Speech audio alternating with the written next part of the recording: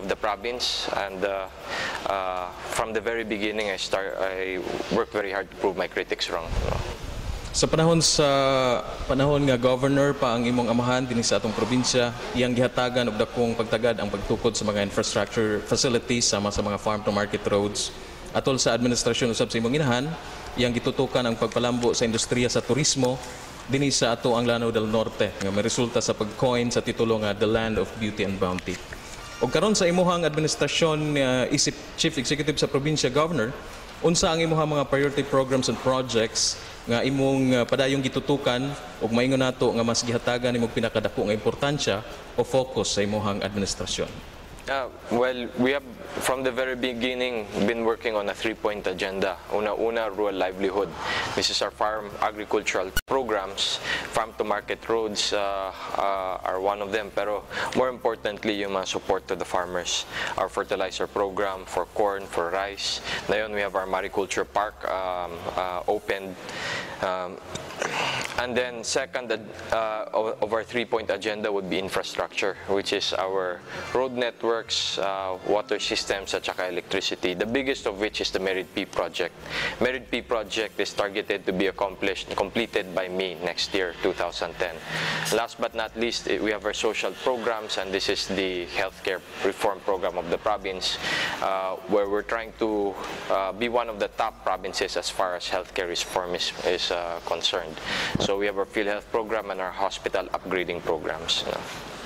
Ang pamilya di Mapuro gibantog sa inyong makanunayong pagpaninggamot sa panaghiusa sa mga Muslim o Christian diri sa Lanao del Norte. Sa imong pananaw, kumusta Governor ang relasyon sa Muslim o Christian nga sige gihulga sa mga misguided armed groups? Naa pa ba'y posibilidad nga makabot nato ang lasting peace and order diri sa Mindanao, ilabi na gyud diri sa ato ang dapit diri sa Lanao del Norte? Regarding the Muslims and Christians, I believe that it's not perfect yet, the relationship. There are some areas na medyo may problema pa, no? But generally speaking, the relationship between the Muslims and Christians here in Lanao del Norte are good. Kung may problema between the Muslims and Christians, para sa akin, I don't believe it's the Muslims of Lanao del Norte that are causing problems. Specifically, when we talk about the MILF. The MILF body that's harassing Lanao del Norte are actually not from the province of Lanao del Norte. Majority are from the province of Lanao del Sur. Other than that, for there to be peace in Mindanao and also in Lanao del Norte, I firmly believe that it's through our armed forces of the Philippines. They need to be able to hold the MILF at bay, and they need to ensure that the people of our republic are well protected. Any civilian casualties, in my eyes, that are caused by an MILF attack is due to the failure of the AFP, the Armed Forces of the Philippines, to protect our constituents. So they have to work very hard. But at the same time, the national government has to give them the proper political support and backing to make them be able to deliver to best perform their jobs. Nanghigala padayunon ta ang nagkalami nga pagiginabi uban sa ato ang provincial governor, Governor Khalid Quebranza di Mapuro, human lamang nining pipila ka mga mensahe. Sa panahon sa kalisod ug sa imong pagdaot, ato kanunay masandigan ang tabang nga hatod sa Provincial Health Indigency Program kon PHIP ni Governor Muhammad Khalid Quebranza di Mapuro.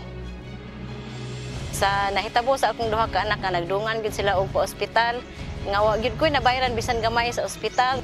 Masaligan mo ang paspas nga serbisyo medikal, libreng tambal, libreng konsultasyon, o kung gikinahanglan, libreng pagpahospital. Dako kining tabang alang sa makabos, labi na sa ako nga nakagamit ko ani usa kong bana nga na hospital. Mapasalamaton ko sa Provincial Health Indigency Program kang Governor Khalid di Mapuro nga nakaangkon mig libreng hospitalization alang sa akong anak nga nagluya. Busa, enroll na ug angkuna ang serbisyong tiunay, serbisyong kinasingkasing. Kini ang serbisyo nga hatod kanato sa PHIP.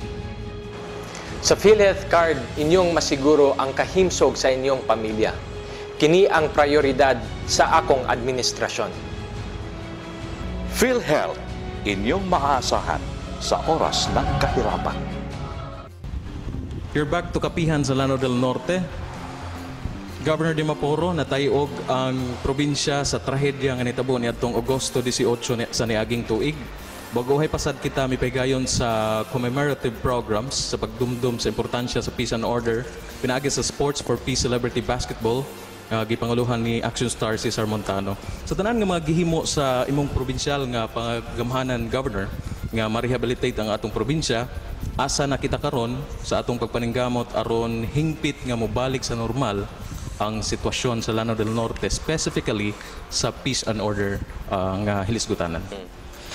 Regarding peace and order sa mga coastal municipalities, I believe that we were back to normal as far as security is concerned and peace and order is concerned ever since January of this year. Latak was August.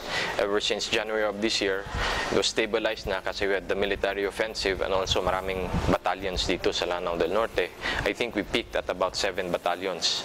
Sa interior municipalities, it was more or less returned to normalcy mga March of this year. No?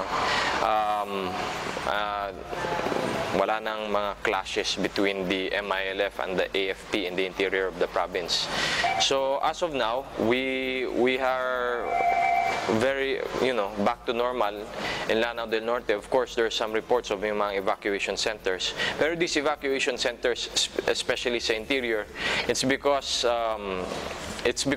the feeling of the mayors, the reports of the mayors to me, is because mas maganda, mas maraming pagkain sa evacuation centers compared to their homes in their barangays. No? They're getting a lot of free assistance from the national government and NGOs and civil society organizations.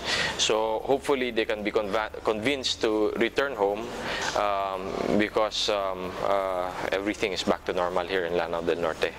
We have not had any incidents of fighting since March early this year.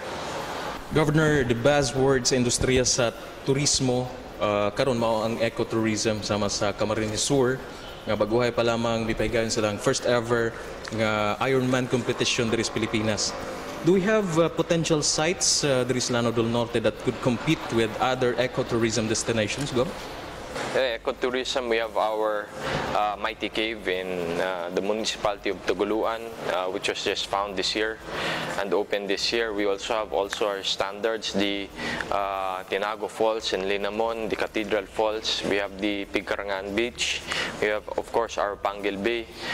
Pero for the Mindanao Civic Center, if you're going to compare Camp Sur's ecotourism complex and water sports park, our version of that here in Lanao del Norte would be the MCC.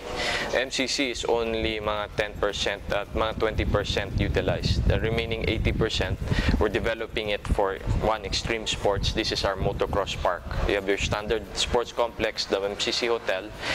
Will be building mga 10 hectares dedicated to motocross sports. And then the remaining area, mga 30 hectares to 40 hectares, we will be dedicating for ecotourism. So this is yung mga trail rides, hiking, zip lines. Hopefully we can have this fully developed within 2 to 3 years. That sounds interesting, Gov. Gov, nasayod ang